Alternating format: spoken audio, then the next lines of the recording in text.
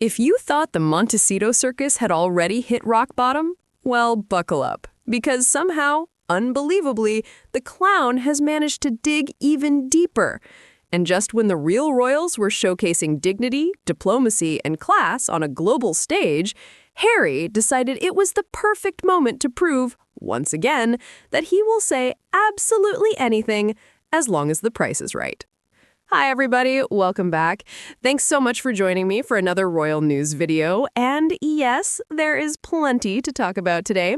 We've had political foolishness, royal elegance, international diplomacy, and of course, the Montecito Jester making a spectacle of himself while hiding behind that precious little special privilege visa of his.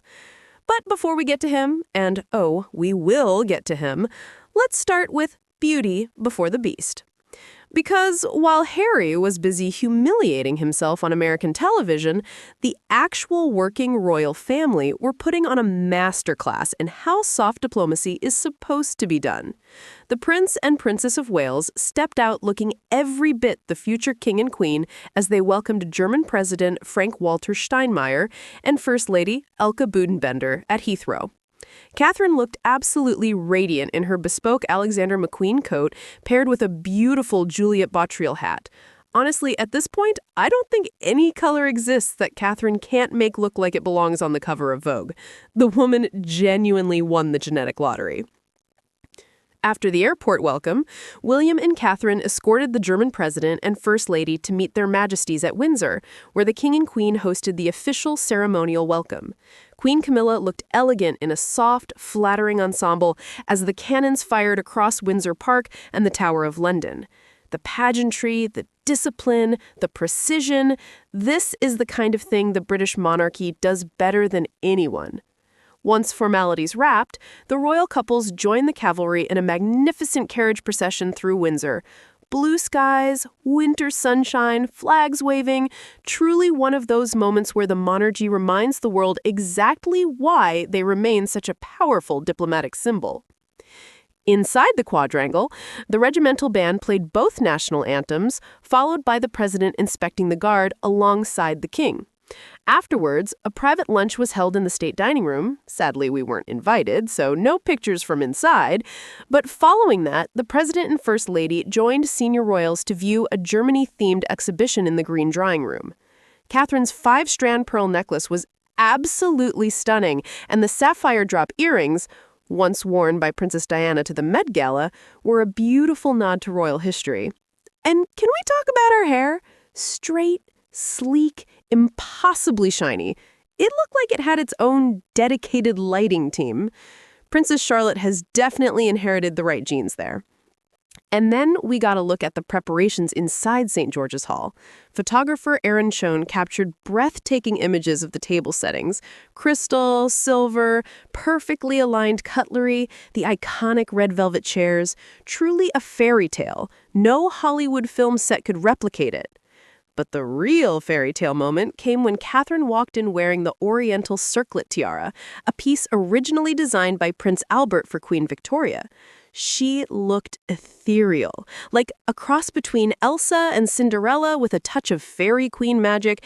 Every state banquet she attends, she raises the bar, and every time I think she can't possibly top it, she does.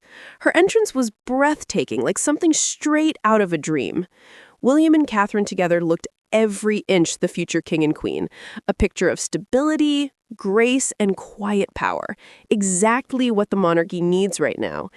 And it wasn't just Catherine. The Duchess of Edinburgh looked beautiful in her aquamarine tiara. The Duchess of Gloucester brought her A-game as always with her spectacular jewelry. Queen Camilla looked regal in her teal gown paired with the Girls of Great Britain and Ireland tiara, one of Queen Mary's favorites. Even King Charles, who usually maintains the most perfectly executed resting face in history, was photographed smiling. Miracles do happen. Among the notable guests, Claudia Schiffer absolutely stunned in a unique Balmain gown, only fitting for Germany's most iconic supermodel. Everything was perfect, except for the unfortunate seating arrangement that placed her next to, you guessed it, the clown of Montecito.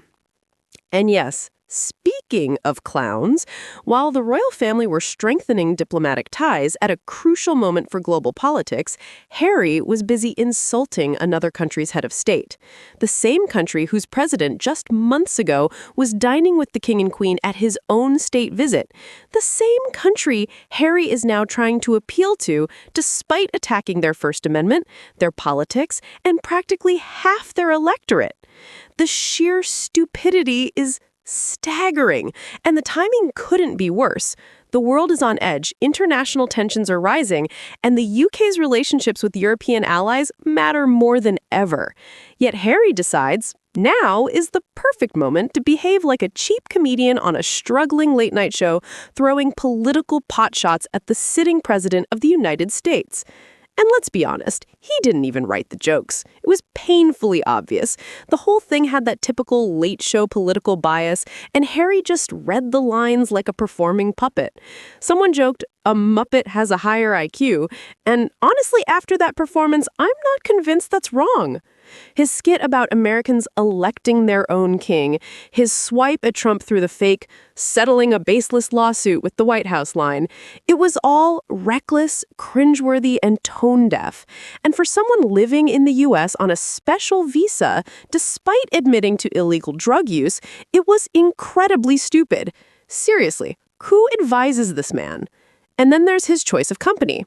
Stephen Colbert, who mocked the Princess of Wales while she was undergoing cancer treatment. Hassan Minhaj, openly anti-Trump.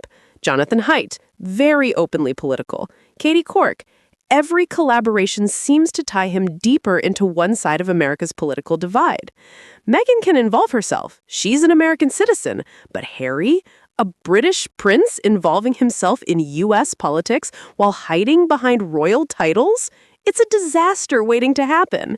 He's trashed the First Amendment, launched baseless lawsuits, failed to file Arkwell's tax returns on time for the third time, and now he's mocking American voters on national TV.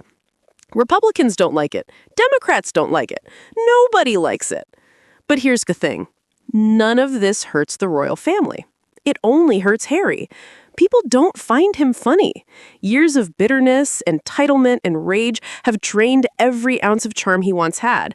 Now, every attempt at humor just feels awkward and uncomfortable, like watching someone trip over their own ego. And meanwhile, Meghan isn't doing much better. Her attempts at humor recently were, let's just say, painful. Together, they're about as funny as a boil.